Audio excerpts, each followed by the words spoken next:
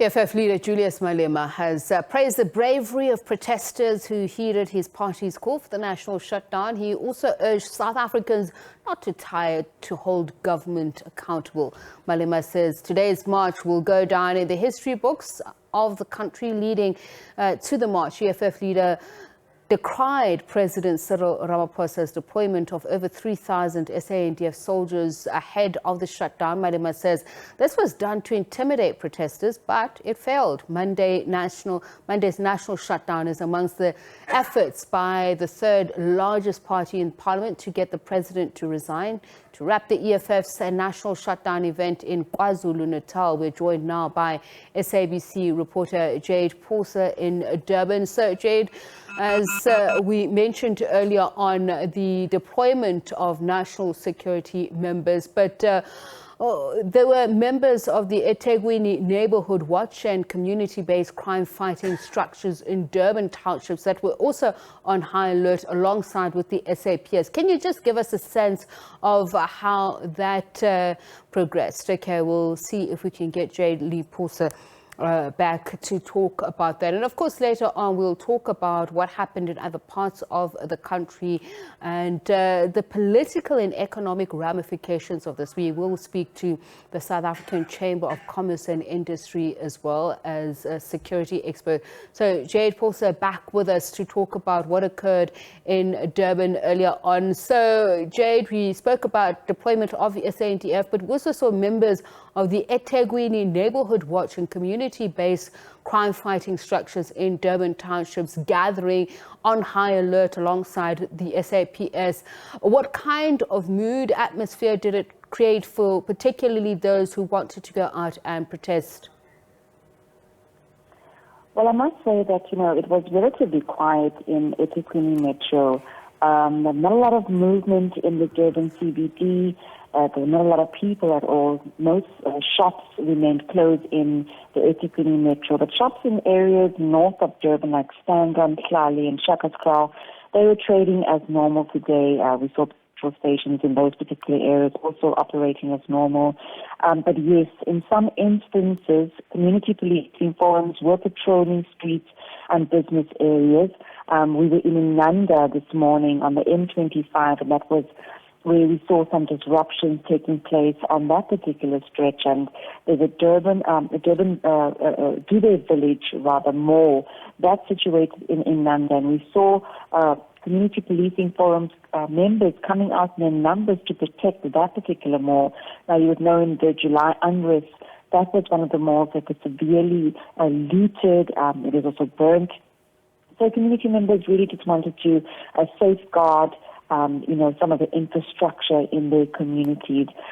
We also do know that criminal elements potentially did jump on the bandwagon of the EFF protest, and this is what we saw, some of those disruptions taking place. And I actually posed this question to the Secretary General of the EFF, Marshal Dlamini, with regards to some of the disruptions that took place in Nanda, and he said that yes, those were criminal elements, those are not EFF members. But Sipiso, when the EFF march did take place, they started at the provincial office in Glenwood and proceeded towards the city centre. The group came from Saturday Tuesday Road after resuming their march at North Beach, where they had taken a break, and they wanted to continue into Florida Road. And that's where we saw Metro Police and SAPS block them off at the 9th Avenue, telling them that in the marches they cannot advance onto, or rather past that particular point. And this is what we saw. I won't call it a clash, but words between the SAPS as well as EFF members and the Secretary General Marshal Dlamini that was not pleased at the fact that the EFF could not proceed into Florida Road, saying that it is a peaceful protest. They were not going to disrupt or traffic or interfere with any of the patrons that were dining at the restaurant off Florida Road. But generally, the march was very peaceful, and if we look at the entire province as a whole, we did see the N312 concession also saying there were sporadic attempts to have or rather to obstruct the N3 toll road route rather in KwaZulu-Natal, but there weren't major disruptions, and we also posed questions to the Provincial Commissioner, Lieutenant General Mkwanazi. He said that only 10 people had been arrested in the province for various small, minor things, nothing really major that stood out from eThekwini and KZN as a whole. I want to reflect back on the Police Minister, Bheki Cele. Now, he hailed the Amakhosi for their efforts to talk to people, particularly in the hostels, to curb criminality. But I just want to understand the effect of this. Was there a sense that the Amakhosi were speaking to people to prevent acts of violence or to dissuade them from taking part in the march at all? Well, that meeting between the Minister of Police, Bheki Cele, and Amakhosi traditional leaders, that was mainly due to, the violence that has been ongoing in several of the communities and several of the rural communities as well. Also, the ongoing violence, the hitmen. You would know that 5 hitmen were arrested just last week. And that has been the issue within KZN, is the amount of violence and hitmen that we have seen coming out, and the crime level. So the police minister did meet with Amakhosi ahead of this national strike, just to see what interventions they can also lead in terms of speaking to community members, and also trying to sway any criminal elements from also jumping on the bandwagon of this. And that's what that meeting was about. We have seen so many assassinations, Sepiso, of prominent people in Durban, and with that arrest, I told you, there's 5 suspected hitmen that were arrested. The police actually foiled their assassination. They were en route to assassinate a prominent, high-profile individual, but they were nabbed at Cater Manor in Durban by a tip-off. So this is according to the provincial police spokesperson, Brigadier Naika. And they were doing routine patrols, and then members of the community alerted them to a suspicious vehicle and occupants, and that's when they were nabbed. So meeting between traditional leaders, also with regards to the crime rate that we are experiencing in KwaZulu-Natal, especially in rural areas, and also the hitmen that are, the suspected hitmen that are contributing to crime and criminal activities within the province. All right. Jayed, just a quick one before we go. The chats with CPF chairperson Jayed Paulse saying that it was business as usual. We know, given the backdrop of what we saw in the July unrest in 2021, there were fears that certain areas would be seen as hotspot areas. Were these fears unfounded? As you mentioned earlier on, it was a peaceful protest, but in these hotspot areas, were they as equally peaceful? Yeah, it's relatively peaceful, Sepi. So look, I think the Minister, Bheki Cele, also alluded to the fact that there were hotspots that they were looking into. When we spoke to the Provincial Police Commissioner, Lieutenant General Mkwanazi, he mentioned that Phoenix and Inanda, Kwamashu were some of the hotspots that they were looking at. This morning we were in Inanda, we saw a few disruptions. In Phoenix, it was fairly quiet this morning, as well as, Umlazi as well, that was also very quiet. I suppose that, after July unrest, the tensions were high in KwaZulu-Natal.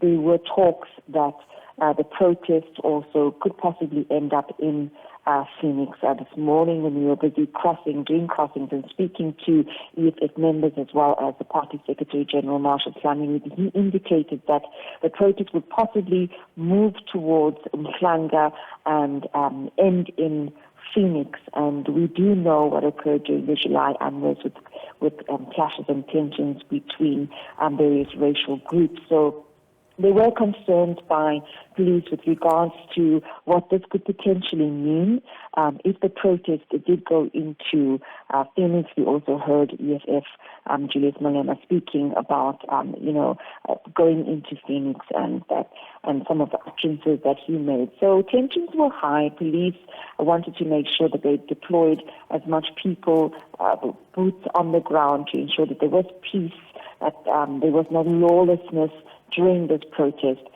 Subsequently, so we did see the protest not moving into Mhlanga, not onto the M4, and not into Phoenix. They did turn around and made a about turn and went back to the provincial office, which is based in Glenwood. And that was after talks between that SG, Marshal Dlamini, as well as SAPS. So yes, police were concerned. There were talks about EFF members potentially going into Phoenix, and this we possibly wouldn't have known what could have occurred. We also heard on the ground from our sources that community members in Phoenix are also waiting and ready for any eventuality that could have occurred. But yeah, it was a peaceful protest all in all.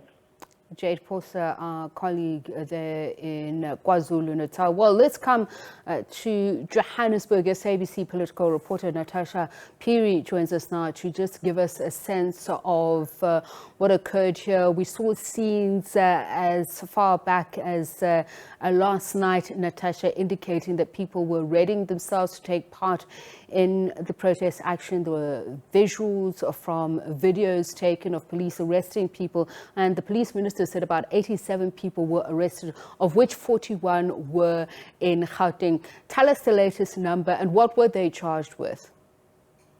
Well, thank you so much. The police were coming out.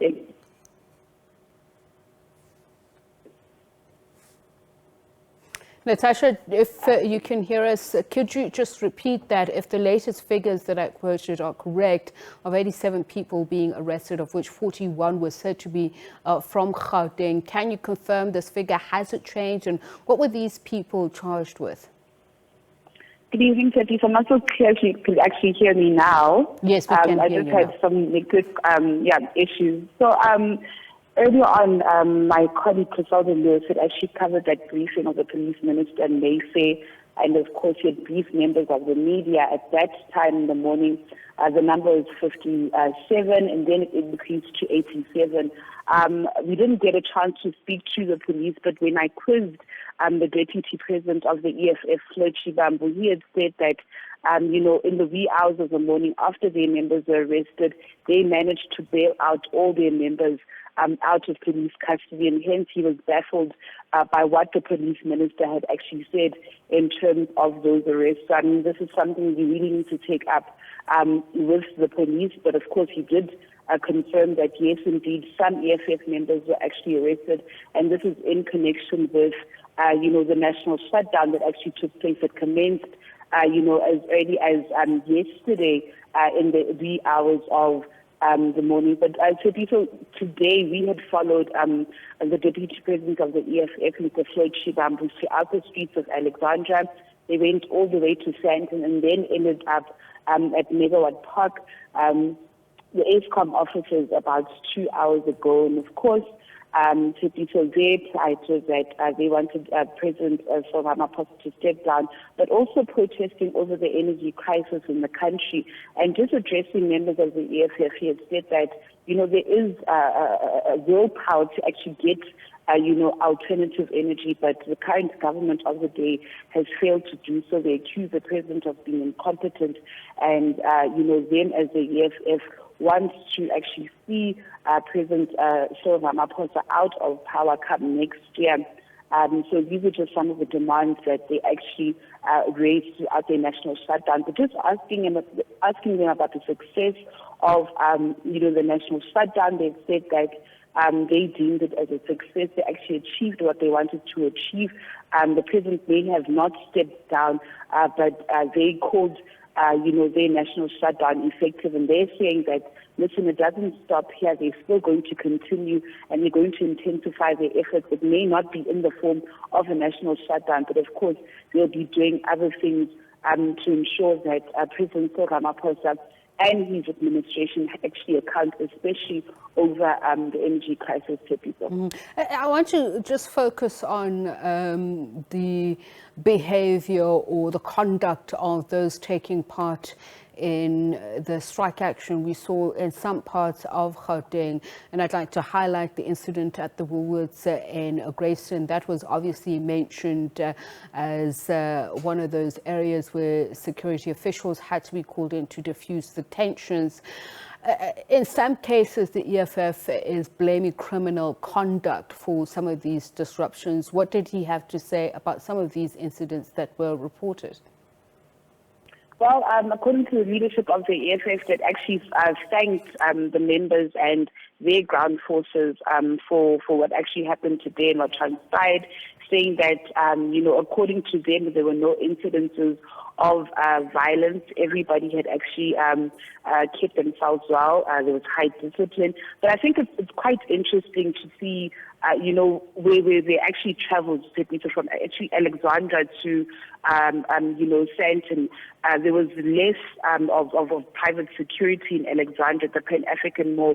But as you actually move across the highway, as you actually moved over the Greyston Bridge, we saw then, more private security actually, showing up. There was high police visibility. And it was quite interesting to note that throughout the streets of Sandton, they actually marched throughout the streets of Sandton. You had seen, a lot of restaurants, a lot of hotels just closing down their doors, and a high contingency of private security standing outside of those various businesses, outside of those various hotels, and restaurants, until members of the EFF had actually left. But, just monitoring scenes, there was no incidents of violence.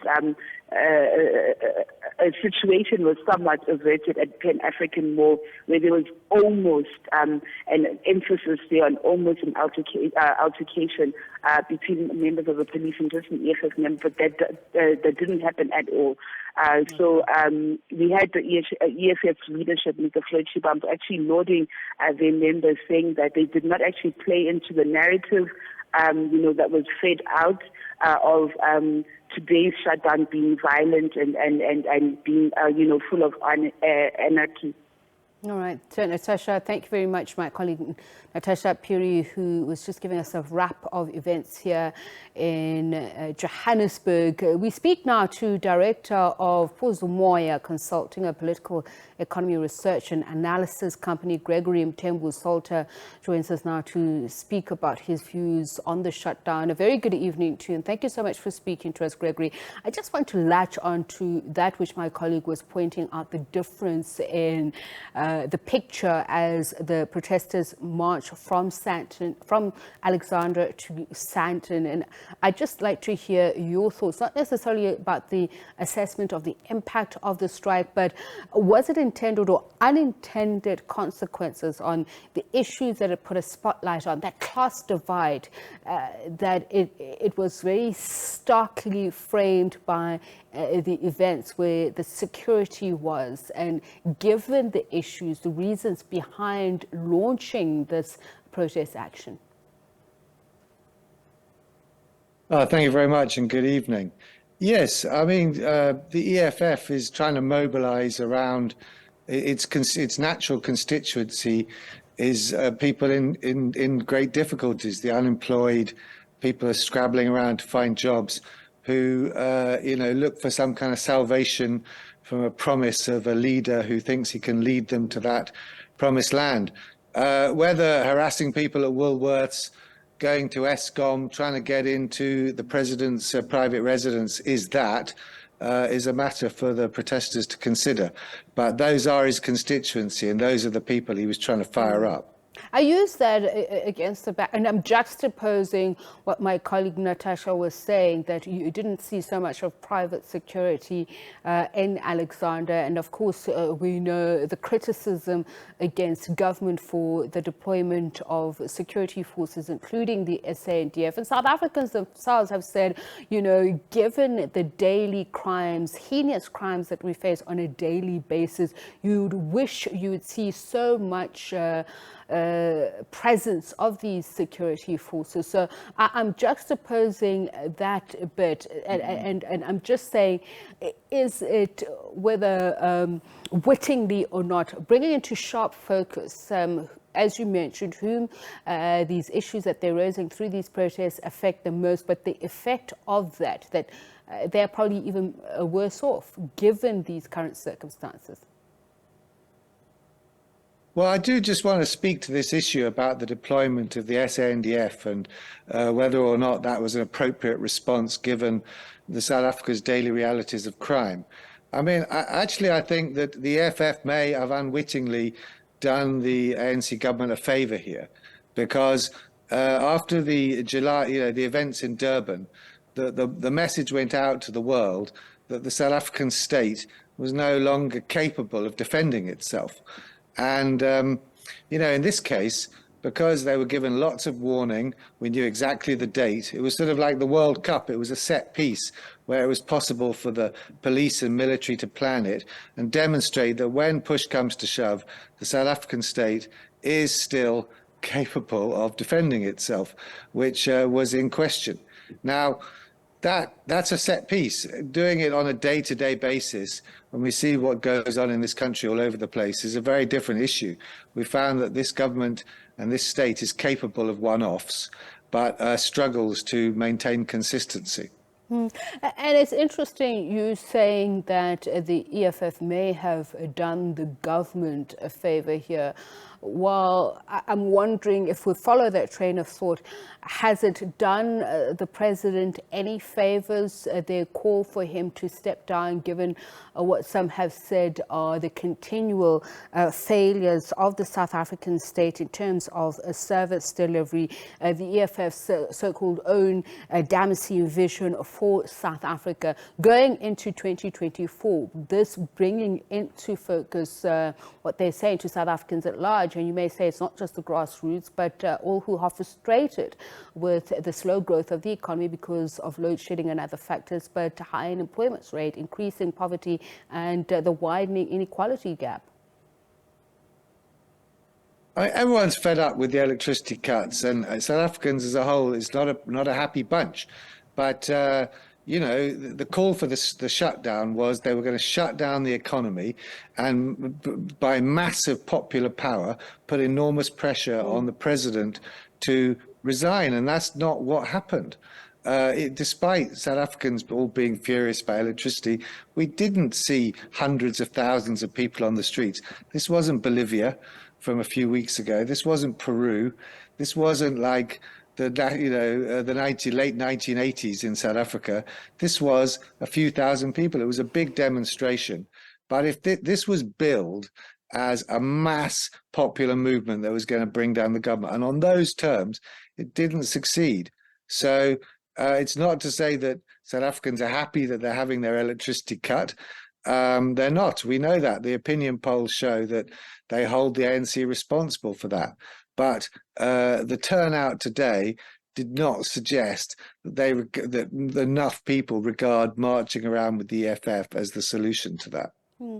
So you mentioned those other countries, and I'm just wondering, so some are likening the EFF's call for a national shutdown to a South African version of the UK's winter of discontent between November 1978 and February 1979, characterized by widespread strikes by trade unions demanding pay rises greater than the limits set by the Labour Prime Minister, James Callan's government.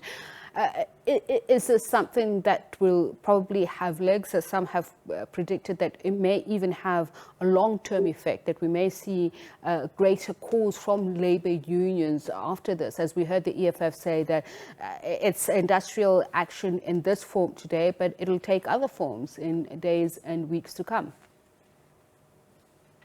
Well, maybe the EFF can do it. Maybe the EFF can build a coalition with trade unions, with COSATU. I don't know how that would happen, but maybe. And, you know, over a period of time, you drew the analogy with the British winter of discontent. You know, maybe over time you can build momentum in that way. Let's see. You know, it was, I don't know if they'll be able to do that. I'm not convinced. It's not clear that all the Labour federations see this as the route. I mean, one can agree that the ANC has been unsuccessful in creating jobs and maybe has mismanaged the state-owned enterprises without believing that you know, the EFF would do much better. I think that's where South Africans are unconvinced. I mean, they're sticking at 10, 15, what does it go up sometimes to 18%? It's really not shifting. I mean, I see this as an attempt to generate relevance by, I mean, effectively their capacity to scare people into not opening shop. I know they said it was going to be peaceful, and it was largely peaceful, and I congratulate them for that. But people were intimidated, and, you know, whether you can sustain that over a long period, well, let's see. Just I mean, a quick one interesting development I saw. Just a quick one. Does it Sorry? have the potential to have a disruptive impact on the psyche of South Africans or even the body politic in this country? It has that potential. Maybe, you know, I think the jury's out. If we were to judge it on today, I'd have to say no. But if this is a slow start to a long burning campaign, you know, maybe history is full of surprises. But on the basis of today's evidence, I would say not yet. All right. Thank you so much for your time and insights, Gregory Mthembu-Salter. He is Political Economy Research and Analysis Company Director, Phuzumoya Consulting. Thank you very much for sharing your insights about what we saw earlier on.